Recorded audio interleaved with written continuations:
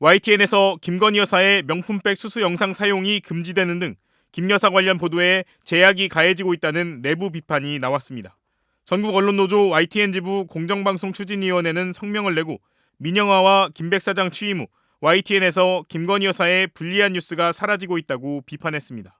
김건희 여사 YTN 보도에 성역인가라는 제목의 성명에 따르면 YTN에서는 지난 14일 김 여사의 명품백 수수를 비판한 최재형 목사의 녹취 구성물이 한 차례 방송된 뒤 삭제됐습니다. 보도국장이 보도국 차원에서 최 목사 관련 녹취는 쓰지 않기로 했다. 일방적인 주장은 쓰지 않는 것이 좋다고 밝힌 뒤 녹취 구성 영상이 더 방송되지 못했다는 겁니다. 공추위는 또 일주일 전에는 김건희 여사의 명품백 수수 영상에 대한 사용 불가 지시가 내려졌다고 전했습니다.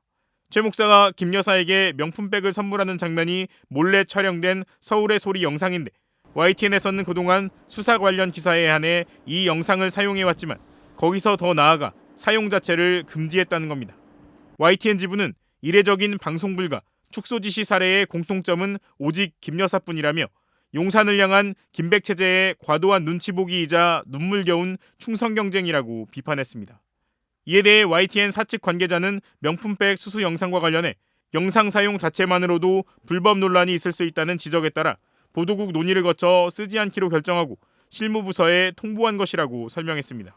서울의 소리 영상이 불법을 유도한 함정 취재 영상이라는 지적을 수용했다는 뜻으로 보입니다.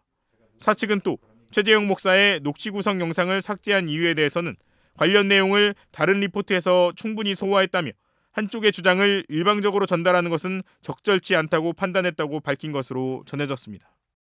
오늘 오전 11시 35분쯤 김백 YTN 신임 사장의 대국민 사과가 방송됐습니다. 김 사장은 사과문을 낭독하면서 YTN이 공정하고 균형 잡힌 보도로 언론의 소임을 다하지 못했다며 고개를 숙였습니다. YTN은 그동안 소임을 다하지 못했습니다. 이 점 YTN을 대표해서 국민 여러분께 진심으로 사과드립니다.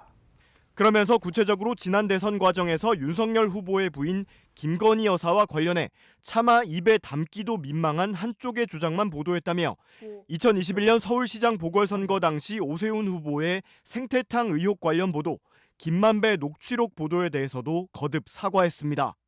저는 사과에만 그치지 않고 앞으로 다시는 이런 부당한 일이 발생하지 않도록 하겠습니다. 새로 출발하는 YTN을 지켜봐 주십시오.